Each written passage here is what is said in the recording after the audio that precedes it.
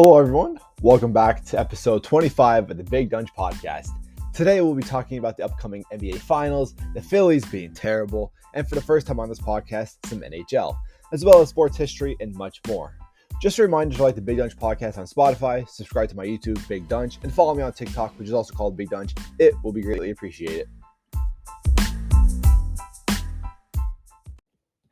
So I'm glad to be back after a couple weeks off. Got done school. Wanted to take a little bit of a break. Kind of wasn't really consistent on YouTube as well. Podcasts obviously take more, time and equipment and all that stuff to do and complete and edit and all compared to actual videos too. So that's why it's been a little bit longer. But we're back. June 1st. It's hot. Man, is it hot. Humid everywhere. But I'm still glad to be doing this. A lot of sports to cover over the past couple of weeks. We have, of course, NBA playoffs starting. Well, not starting, but the NBA Finals. Celtics versus Warriors and all. But like always, we're going to be starting off with some NFL. Now, I know obviously in the offseason, OTAs have been starting, but not much going on. We already covered the draft, card free agency. But like I said, OTAs have started. And probably the biggest news, really, which I don't really think it deserves to be big news, is Lamar sitting out. Obviously, he's a veteran quarterback, MVP, former Pro Bowler, obviously one of the best quarterbacks in the league. A lot of people are making a big deal about it, with the future. I really don't think that really, alters his future with the Ravens, whether he shows up to OTAs or not. I obviously, as a Ravens fan, if I was a Ravens fan, I'd obviously prefer Lamar Jackson to go to OTAs because, well, he's an older player. He could help get other players get better, help younger players, has that veteran leadership. Even though OTAs are not mandatory, I still think every player should at least go. It's another step to get better. Helps the rookies, the young guys, the new free agents, stuff like that. I don't know. Non-mandatory, I understand that, but I'd obviously like to still see him go. But for the people that make a big deal about it, the media that twist things, and I really don't think it's that big of a deal. But I'm mentioning this as a Steeler fan too. I mean, honestly, as a Steeler fan, I should be hoping the downfall of the Ravens. But Lamar Jackson, I gotta admit, even though I hate the Ravens, Lamar Jackson is just one of those guys where you just can't hate. I mean, likable guy and just a crazy athlete, one of the best athletes I ever saw play football, in all honesty. Going on to the Steelers now.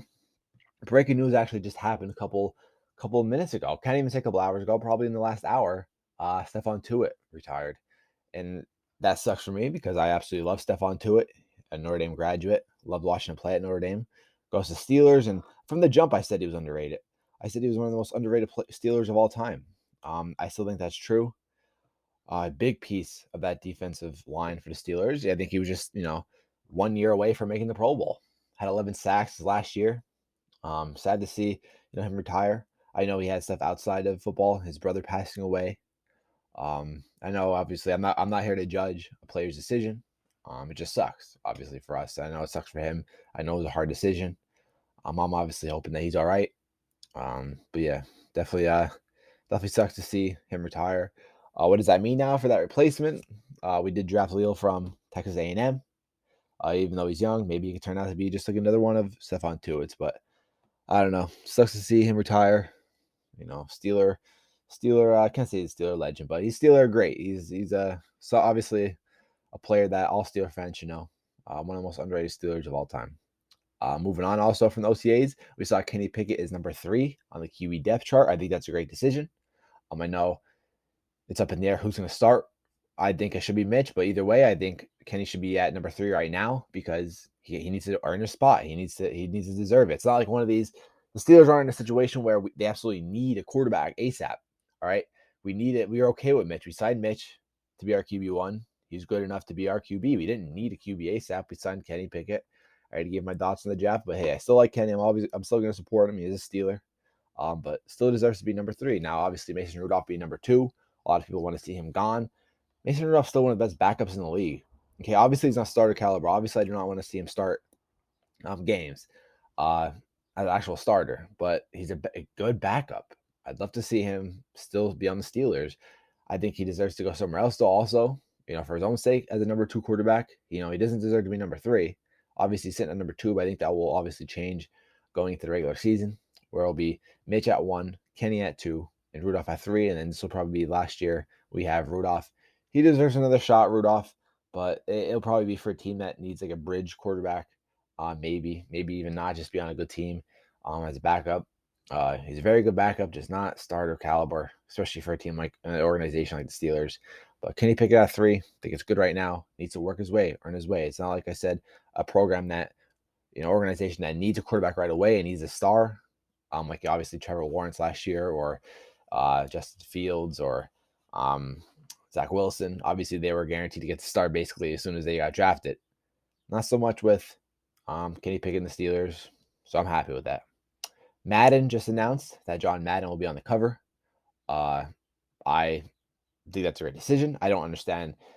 I wouldn't understand why it would be anybody else other than John Madden, obviously after passing. So I'm definitely excited to see him on the Madden cover. I'm most likely going to get it this year after not buying it the last 2 years, I think. Last 2 years, I don't think I got Madden, or 1 year. The last time I got Madden was the year that Lamar Jackson was on the cover. I don't know if that was last year. Obviously, I didn't get it this year, but I think last year was the last year I got Madden. It's just so hard. The games, they just don't make it that better. There's rarely any improvements. If I could go back and pick Maddens, anywhere from Madden 10 to Madden like 16 was the prime years of Madden, in my opinion. They just started getting unrealistic. I know it's a video game, obviously, but like still, I mean, anybody who plays Madden will understand what I'm saying. But I'll probably get it this year. Hopefully they can do something right this year. EA. With history in NFL, not much happened today, so we'll be moving on now to the NBA. Celtics versus Warriors in the NBA Finals. This playoffs was just kind of boring. I mean, it really wasn't competitive besides the Heat and Celtics.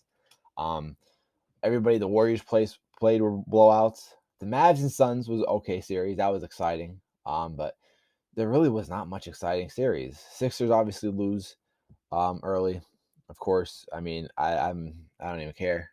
It is what it is. Like, it's just sad. It just sucks. But what can you do? Just an embarrassment. Phillies. I'll go on to the Steelers. Not the Steelers. The Phillies sucking later, but just a boring playoffs. I don't know. Hopefully this is going to be good, which I don't think it will. They play tomorrow, June 2nd. I have the Warriors winning the series 4-2. Both teams are fun to watch, though. I'll give them that. They're very competitive. Excuse me. I love Jason Tatum, especially being from Duke.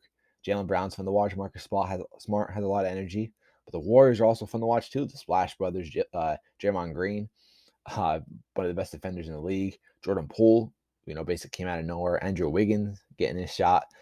Two fun teams, but I just think the Warriors are overall better, and they're going to come away. And Stephen Curry, solidifies that top 10 spot, I think, if he wins this. He has to have, obviously, a good series. Can't just be mediocre. If he wins the finals MVP, here we go. Big Donch take. If he wins the finals MVP, not finals, the finals MVP in this finals, top 10 all time. Solidified himself in the top 10 all time. Can't believe I'm saying that, but I generally think that he's top 10 all time. It's rough. He's sitting around the top 15 right now. He gets that finals MVP, he'll be top 10. If he gets the finals, he'll be top 12. My opinion.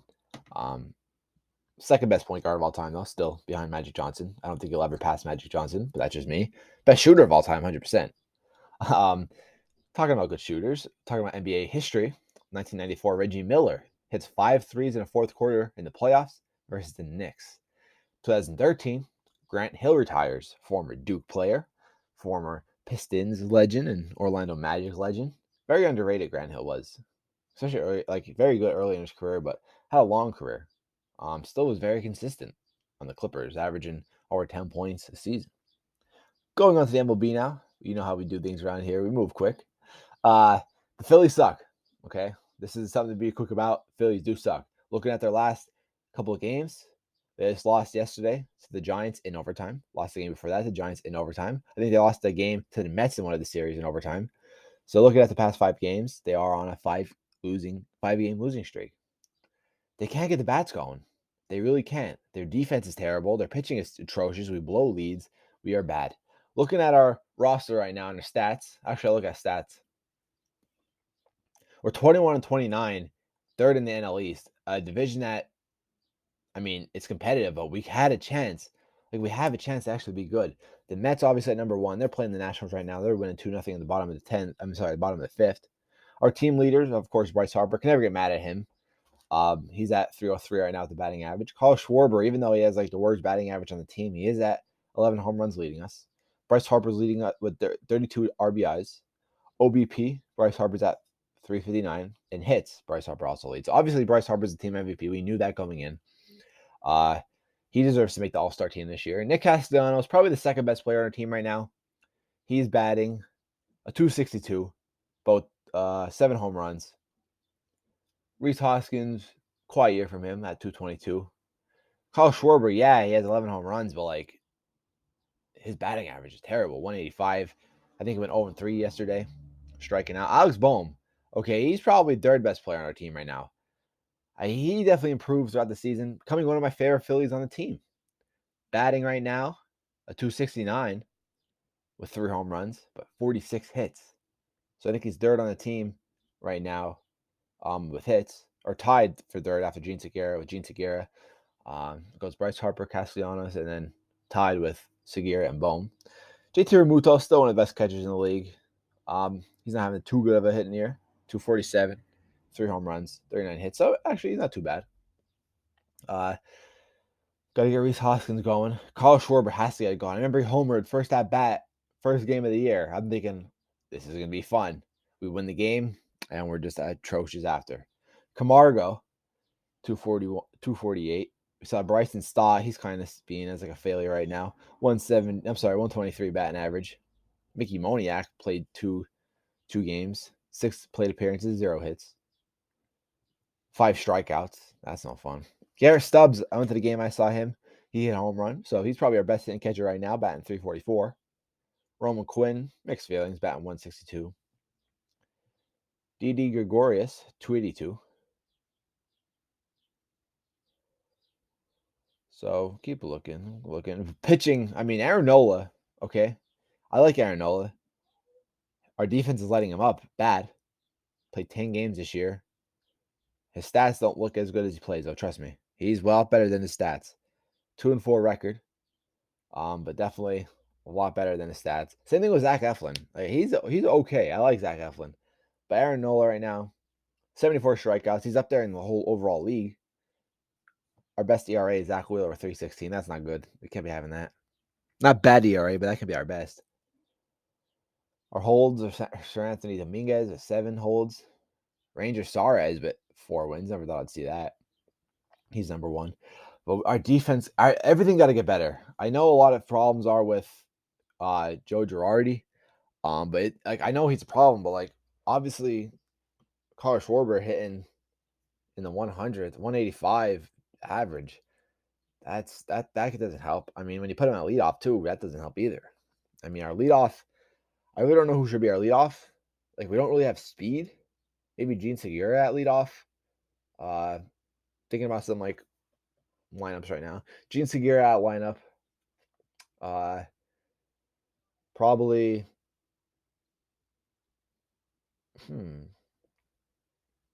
I'd say Gene Segura at lineup. Alex Bohm at second. Hoskins at 3. Castellanos batting 4. Schwarber batting 5. Realmuto batting 6. No, I'm sorry. I forgot about Hoskins. So here we go. Segura batting 1. Bohm batting 2. Harper batting 3. Castellanos batting 4. Hoskins 5. Schwarber 6. Realmuto 7. And then, Herrera and Gregorius. Mix them in. But all I know is Kyle Schwarber should not be batting number 1. That's just my thoughts. We lost to the Giants yesterday, though. I think we have today the Giants as well. We have a tough stretch. Looking at our schedule right now, we have a tough stretch of games. Looking at it now, let's see. Yeah, we play the Giants.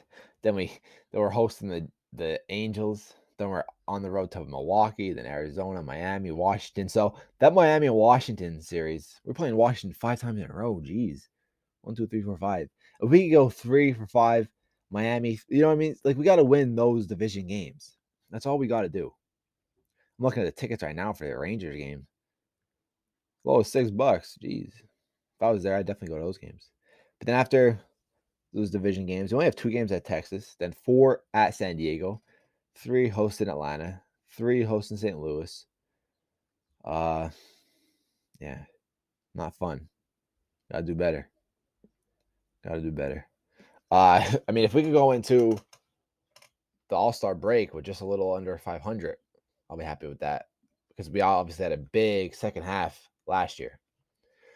History in MLB: 1974, Nolan Ryan no hits the Orioles. Nolan Ryan, one of the best pitchers of all time. Going into fighting now, Tank versus Rolly. I said LOL after that because that was just a funny fight. Rolly was winning the whole fight. And then just Gervonta, all it took was one punch. I said that. I said, Rolly's funny. All right. I was rooting for Rolly, even though I knew Tank was going to win. I was still rooting for Rolly. He's a funny dude. Goofy. You know what I mean? Good character. Weird style. But defense was sloppy. All it took was one punch. I commented, I know, on one post, I said, Rolly's gonna eat a mean uppercut. I got like 500 likes on it. Everyone came back to us saying, yes, you're right. He didn't obviously get uppercut, but he did take a big punch because of his poor defense. But Tank, one of the best lightweights. See where he goes from there. Big fight this week. Haney versus Kambosos. After the Fury and White fight, this is probably my most exciting fight. This fight could go either way. Really could go either way. It's this Saturday in Australia for the undisputed belts. My prediction, okay, is Kambosos by split decision. I think his last 3 fights were by split decision also. But I like Kambosos. I like the way he rose, after that Teofimo fight. Obviously, Haney's the not underdog. He's the favorite, obviously, to win every single fight. So I'm always going to root for underdog. Kambosos is the underdog, I think. In my eyes, he's the underdog at least. That's why I'm going to root for him. This is for a true undisputed fight too. Now I know people call Kambosos the undisputed, but he doesn't have the actual WBC belt. Haney does. He wins tonight, or I'm sorry, Saturday. He'll get it. Same thing goes for Haney. I'm rooting for Kambosos though. I like to see him win by split decision. I think that's how it'll happen. Some boxing history: 1939, first major boxing match broadcast on TV. And 2019, one of the biggest upsets in boxing, probably the biggest. Andrew Ruiz upsetting Anthony Joshua. What a crazy fight. What a great story. Andrew Ruiz. I like to see him back, though. A lot of people are saying him versus Deontay Wilder or Deontay Wilder versus Joshua. So, 2 of those fighters involved. I think Andy Ruiz doesn't stand a chance against Deontay Wilder. Now, obviously, we said that against Anthony Joshua. But, I mean, Deontay Wilder, he's the second best heavyweight in the world.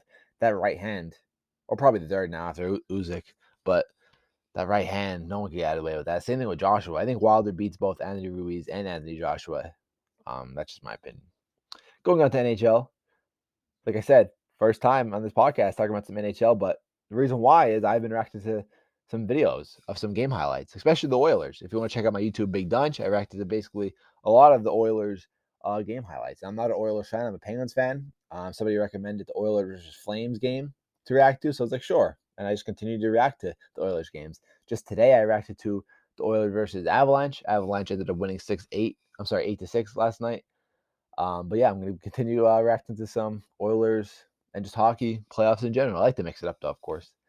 In history, 1961, birth of 4-time champion Paul Coffey, and in 1992, Penguins win the Stanley Cup. That's all I have for today. Basically, this isn't even like a podcast. It's just like a recap of sports and my little opinions after. I like it. I'll be short, though, of course. Hope you guys enjoyed, though. You're listening to the Big Donch podcast. Make sure to follow me on Spotify, subscribe to me on YouTube, follow me on TikTok, Big Donch. It'll be greatly appreciated. Stay tuned. Hopefully next week I'll make a podcast, come out with some more content. Hopefully by then the Phillies actually win some games. And hopefully by then Kambosos is undisputed champion. Hope you guys enjoyed. I'm out. Peace.